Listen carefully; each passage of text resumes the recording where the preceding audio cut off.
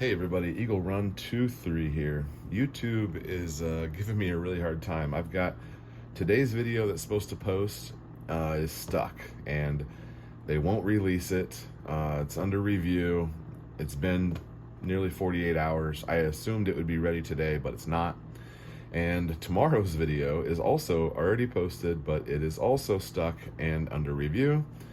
So I can't post either one of those. So I want to have a video for you guys today. So what I'm going to do is I'm still trying to promote our EagleReloads channel, and I'm going to post the video that is introducing that channel. It's the first one in the series. If you're not a subscriber of the EagleReloads channel, this is the first video. I'll post it for you here on the main channel, and I hope you guys enjoy it. I'm not even going to touch this because who knows what YouTube's going to say.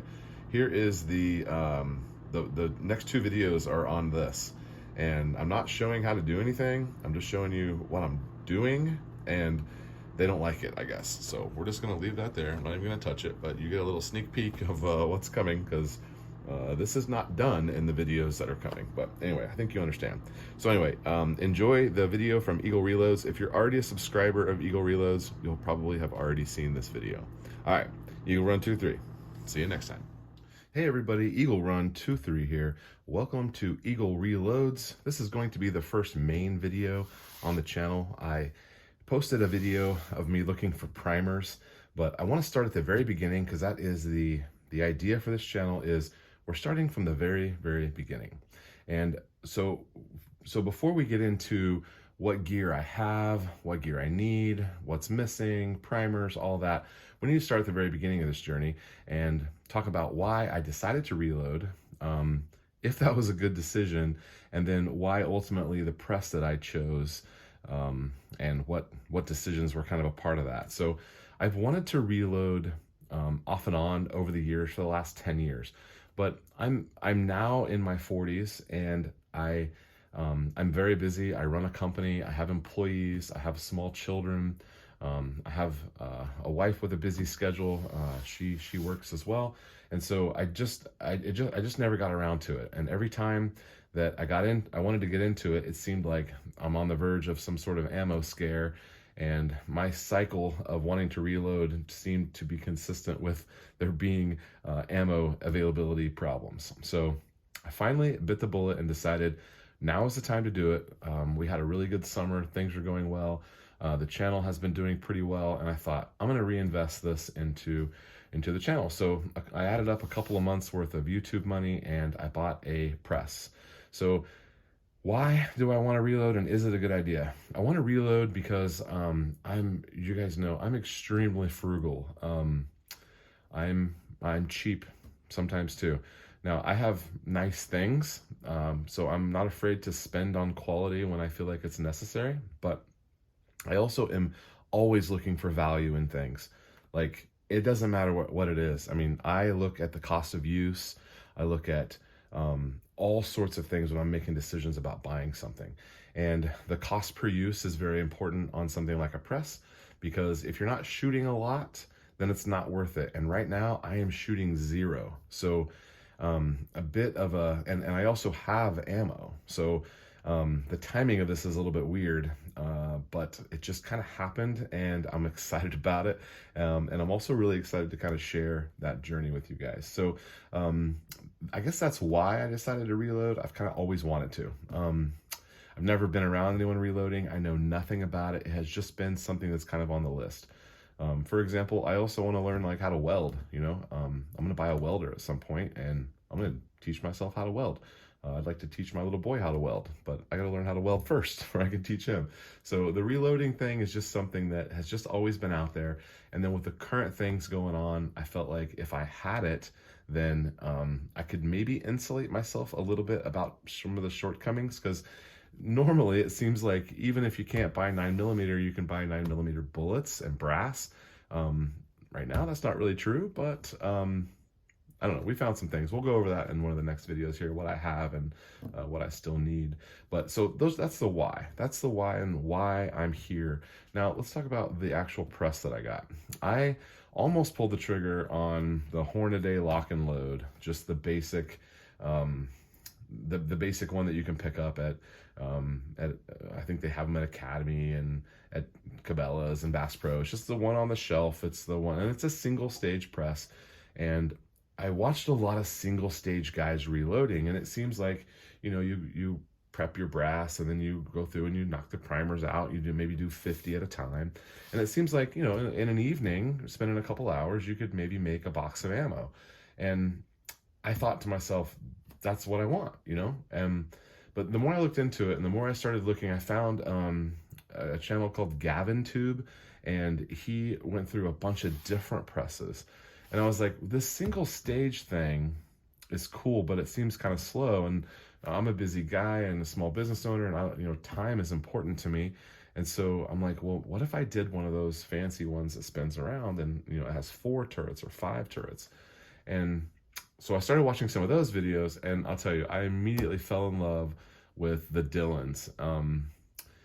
There's several guys who make videos on them, and I'm not gonna do anything unique in that perspective, because there's guys who have way more experience than I do, but because I have 0. So the Dillon seemed like a great machine. I started looking at them. I started watching more Dillon specific videos, and I just felt like this was a high quality machine that I could get the cost of use to be appropriate for, and that I could make the most use of my time, because every time I pull a lever, I get a bullet, and it just spoke to me. So then the decision was, do I get the 550 or do I ramp it up and get the 650 or the 750? There's a couple of different models in that range. And I thought, I'm probably don't, this is where like my self-evaluation came into play, because I'm not shooting at all right now, but I used to shoot 500 to 1,000 rounds a month. And we're talking 9mm.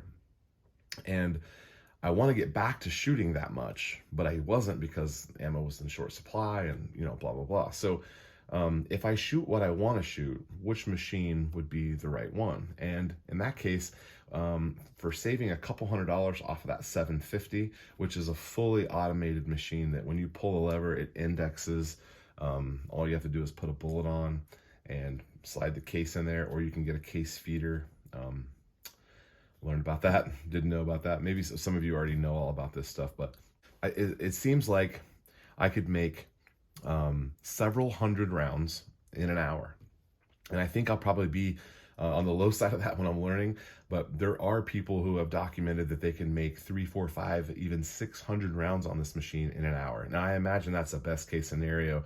Maybe you've got someone loading primer tubes for you, or you have a bunch of primer tubes that are, if you had to stop and reset every 100 rounds to do primer tubes and stuff like that, it would slow you down. But maybe if you had a support team with you, you could get those big numbers.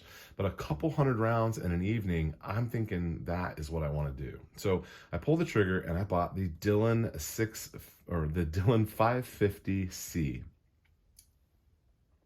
And it's right over here in a box. We have not even unboxed it yet. I'm saving that. We're gonna do it together.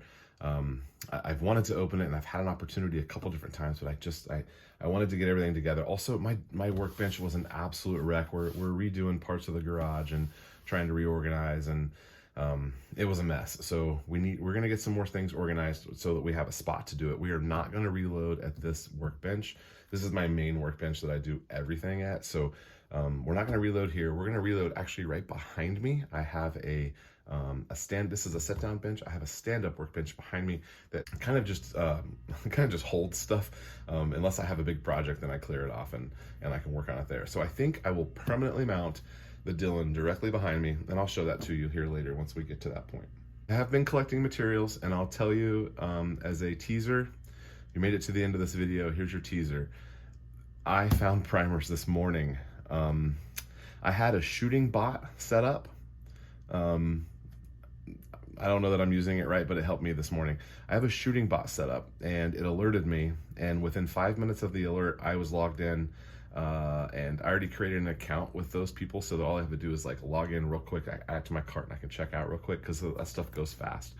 And I got an alert. Within 5 minutes, I had it in my cart, and I was checking out, and I was able to get 2,000 primers for a small pistol. So excited about that. I'll tell you, I have already made some mistakes. We're gonna get into those and a whole lot more. So thanks for joining us on this first video. Subscribe, leave me a comment. I'm actually super interested to know where you are in your reloading journey, we'll say. Are you a reloader? Are you super experienced? Did you just start? I know I am not the only idiot who decided to reload at the worst possible time when you can't get anything. There's got to be more of us out there. So if that's you, say hey, and I'll give you a high five. All right, Eagle Run 23. Thanks for watching. We'll see you next time.